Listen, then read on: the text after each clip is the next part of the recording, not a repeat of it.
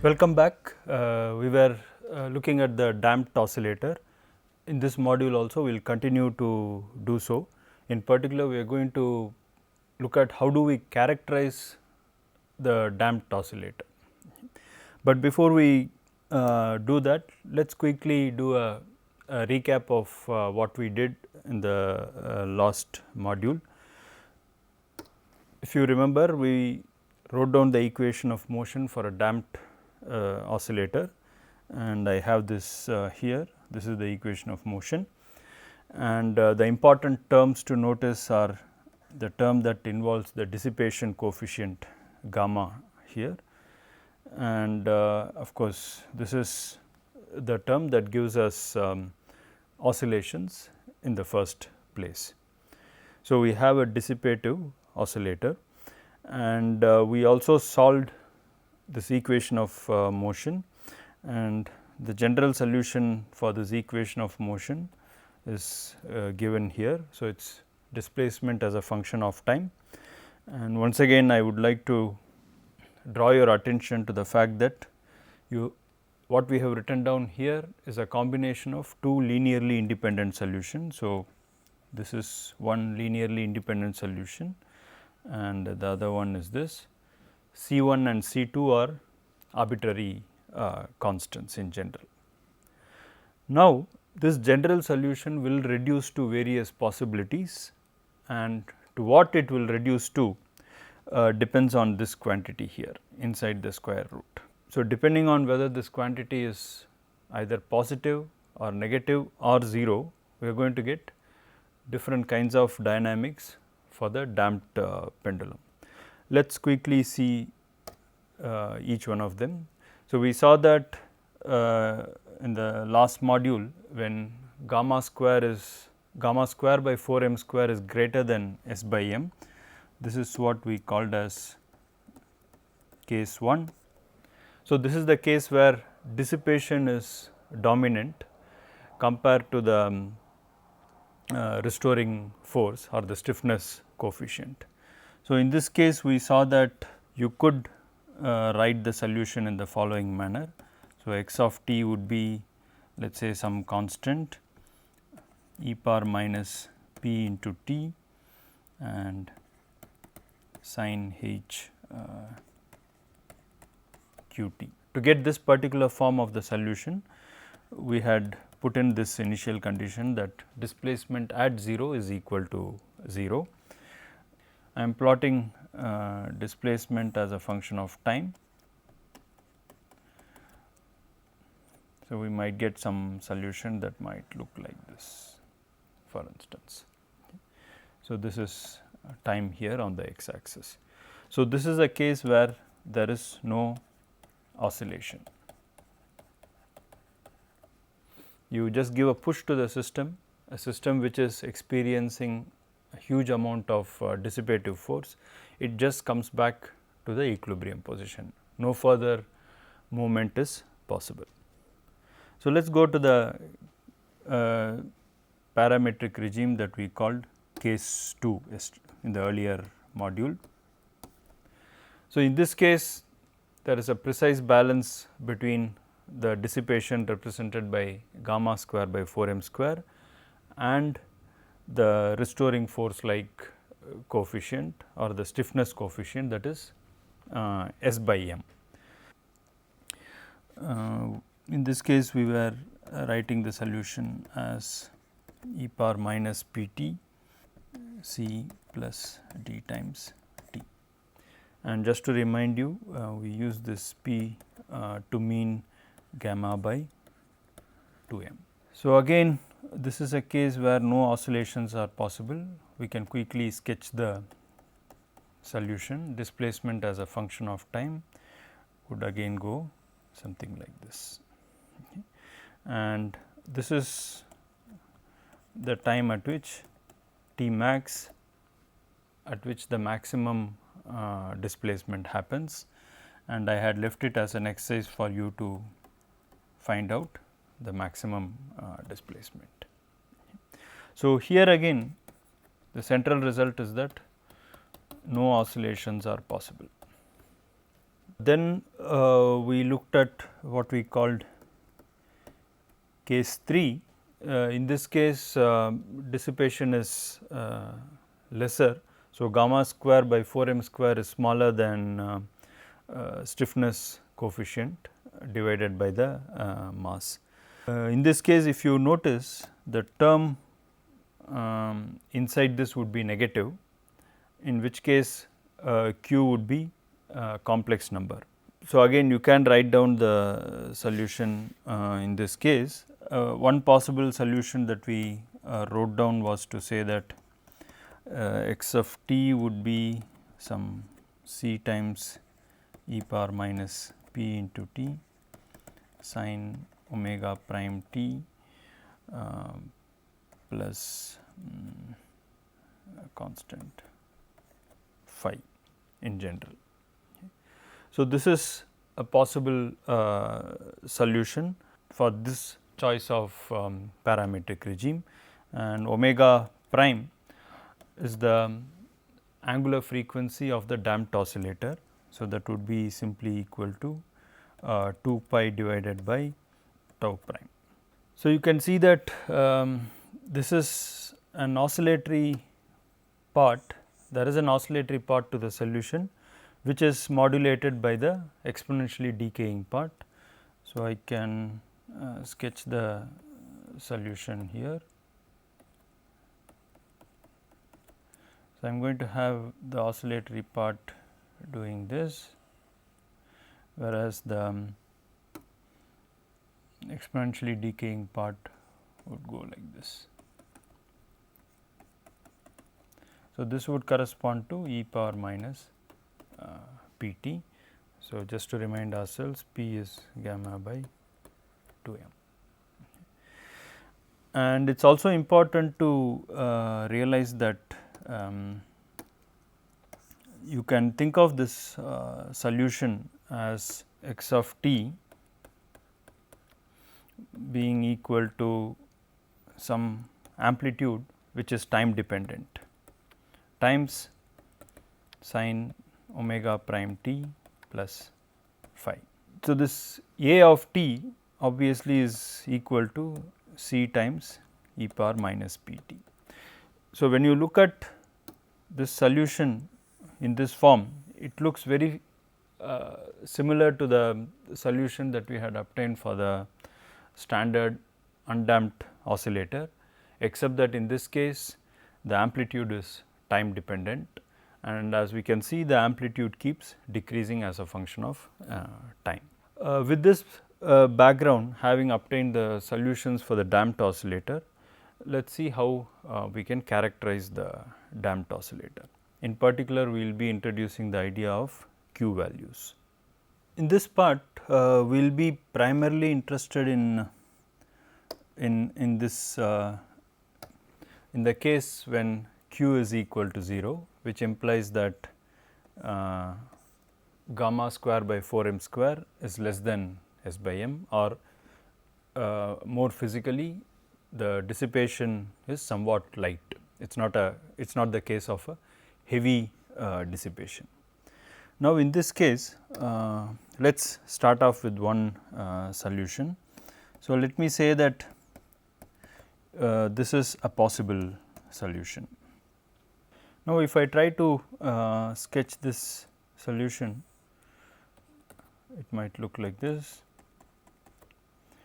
So, again this is a cost function. So, it should probably go like this, and it is modulated by this exponentially decaying function, which probably goes like this, something like this.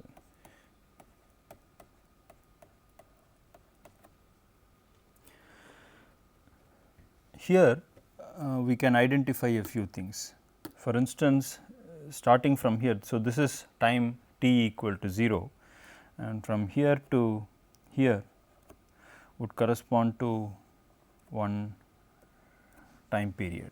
So, that can be called as 2 pi by omega 1, and from here to of course here would correspond to 2 time periods. So, again this is also equal to 2 pi by omega 1, from 0 to this point would be twice the time period and so on. In fact, the value here, for instance, the value of the displacement here would simply be equal to e power minus gamma by 2 m into the value of time period, which we shall call tau 1. And here of course, it will be at this point it will be the same thing, e power minus gamma by 2 m multiplied to tau 2 and so on. What is important for us is how the amplitude is decreasing, otherwise the factor here is simply an oscillatory function, just like as it was in the case of a undamped oscillator. So, mostly we are going to be worried about how the amplitude is changing as a function of time. Let me give it a name A0 here to be consistent with the notation that is going to come. So, I could say that A1 is equal to A0 into e to the power minus gamma by 2 m into tau 1. And similarly, I can write an expression for A2. So, A1 would be this amplitude,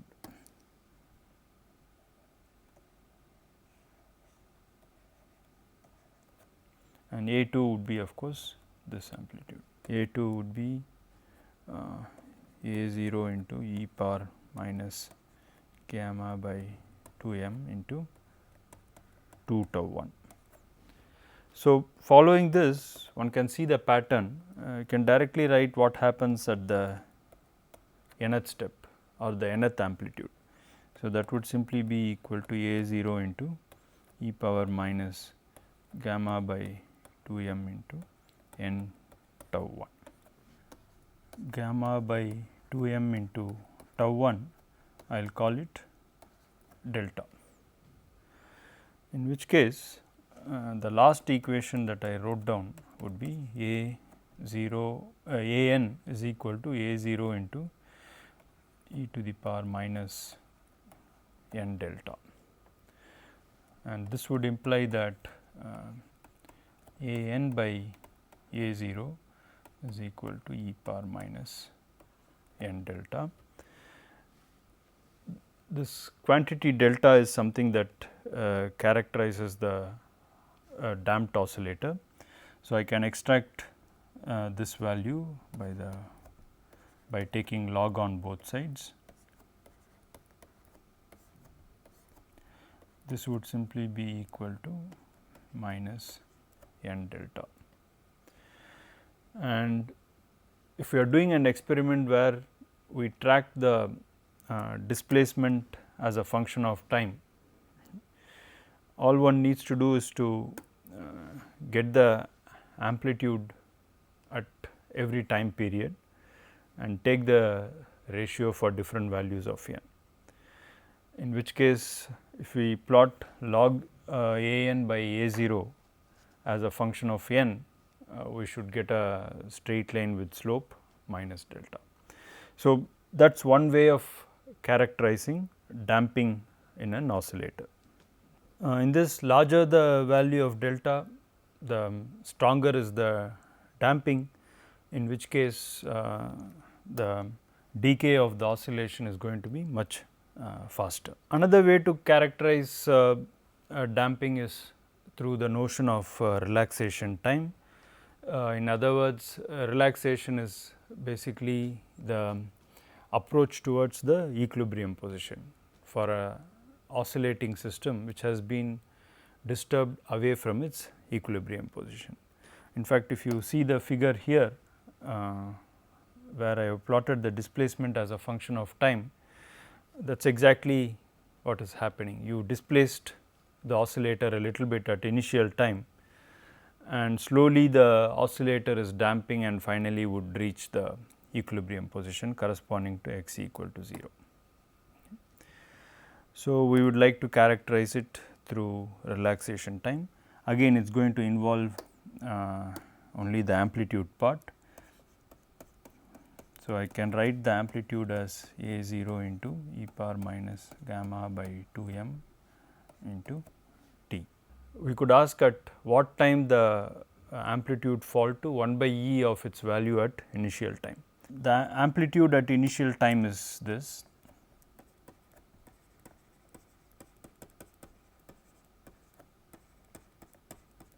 At time t equal to 0. So, the question is when does it become A 0 times e power minus 1.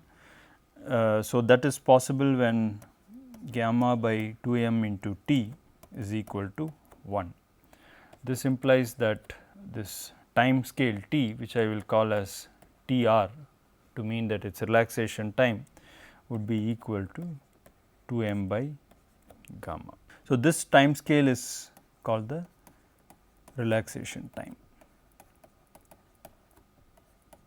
So, this is another characteristic of a damped system, and there is entirely another way of characterizing the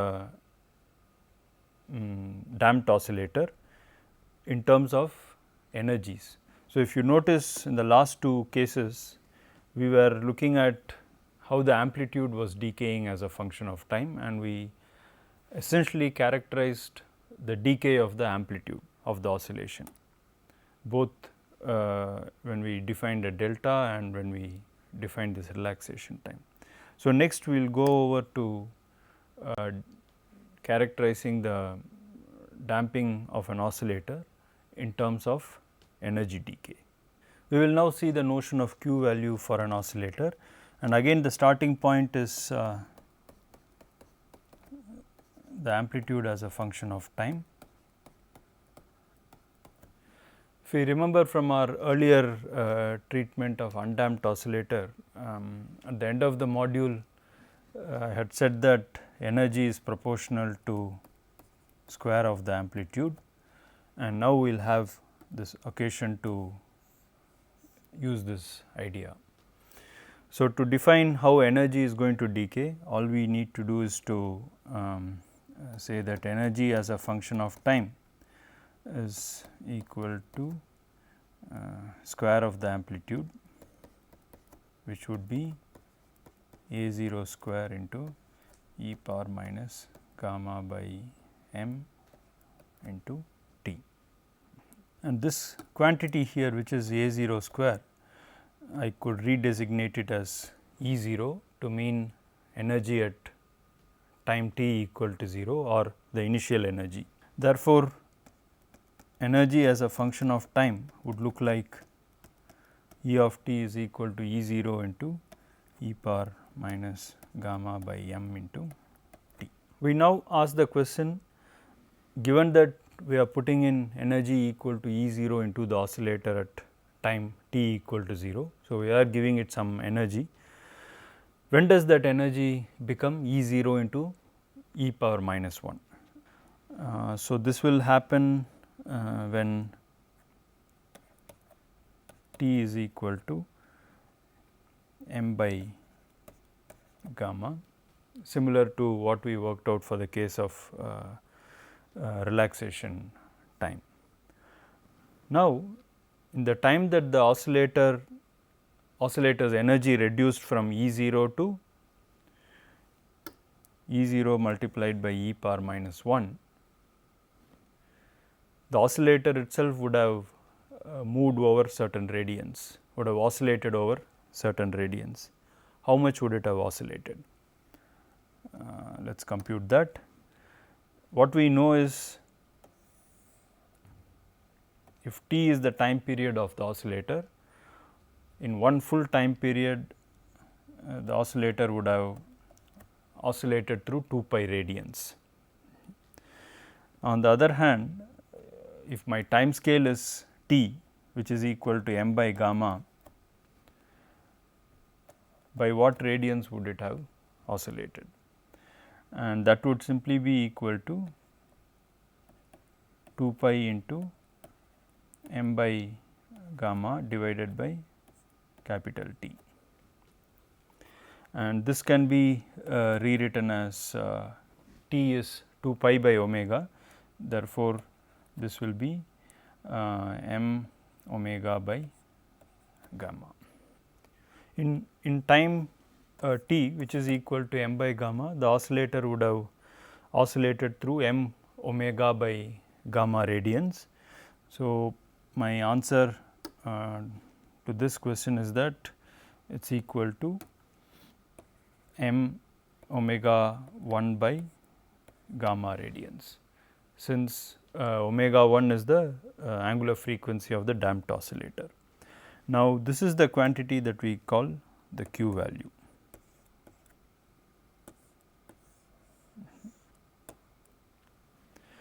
And we will see the physical meaning of it shortly, but before that we will make it a little more robust. So, the Q value is dependent on omega 1, which is the angular frequency of the damped oscillator. We remember from our earlier definition of omega 1, this is what it is, which is given here. Now, when we consider the case of gamma much less than 1, or when dissipation is really small, then we could say that omega 1 is approximately equal to omega 0.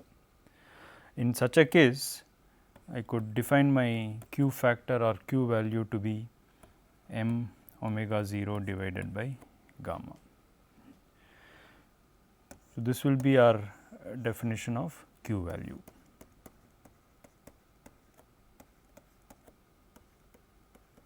Q value of oscillator.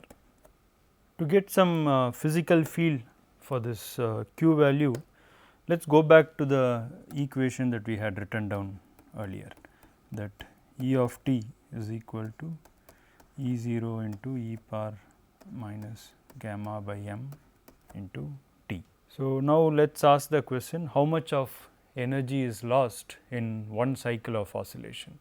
After all, it is a damped oscillator, so energy is being dissipated out. Energy that is lost I will represent by delta E, and delta E would be from basic calculus dE by dt into delta t. As time increases, energy is lost or energy decreases. So, I need to put a negative sign here. Minus delta E will then be equal to dE by dt. I can easily calculate starting from here. If I do that, I will get E 0 e power minus gamma by m into t multiplied by minus gamma by m into delta t. And this E 0 e power minus gamma by m into t is simply equal to E itself. So, what I have is delta E is equal to E into minus gamma by m into delta t, and minus and minus will cancel, and I will take delta E by E to be equal to delta t. Now, this delta t could be the time period of your damped oscillator, in which case delta t would simply be equal to 2 pi by omega 1, and if I plug in all these, I will have delta E by E is equal to, I have missed out gamma by m here, 2 pi by omega 1 into gamma by m, and we will use the approximation that gamma is really small, in which case omega 1 is equal to omega approximately. So, I will have 2 pi into gamma by m omega 0. And let me write this equation other way around in terms of E by delta E. So, if I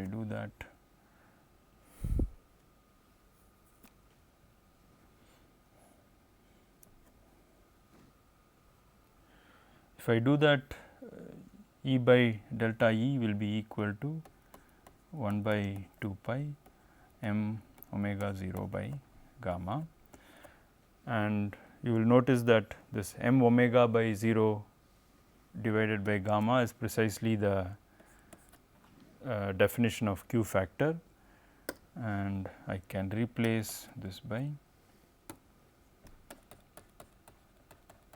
into Q. In other words, to write it in words, it is the energy stored in the oscillator divided by the energy lost per cycle of the oscillator, and that is simply equal to Q by 2 pi. This gives us a physical perspective of the Q factor for a oscillator.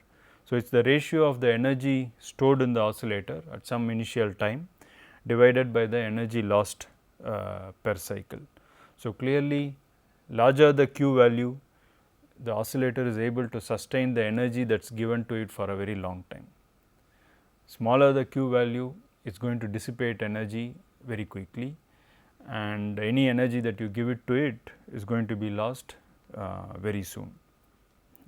So, in some sense it is a measure of how well the oscillator is able to efficiently spend the energy given to it. And at this point we should note that Q factor being the ratio of energy and another energy, Q is really a dimensionless quantity.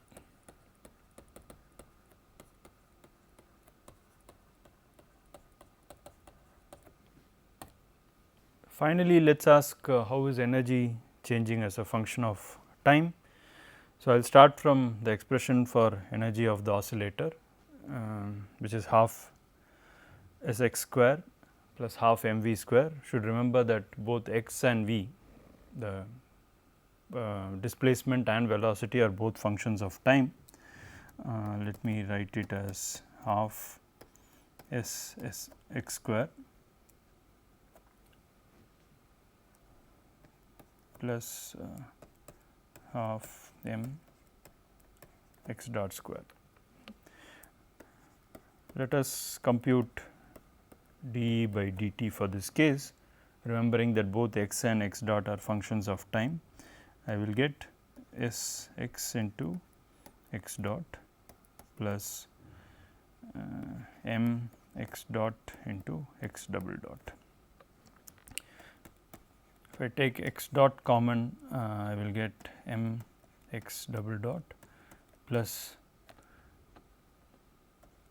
S x. Now, at this point let us write down our standard equations of motion. This is for the undamped oscillator. So, this is for the damped oscillator. Now, let us substitute for this quantity here inside the square brackets. So, if I substitute the value from here, from the case of undamped oscillator, this is identically equal to 0. So, all that it tells me is that for undamped oscillator,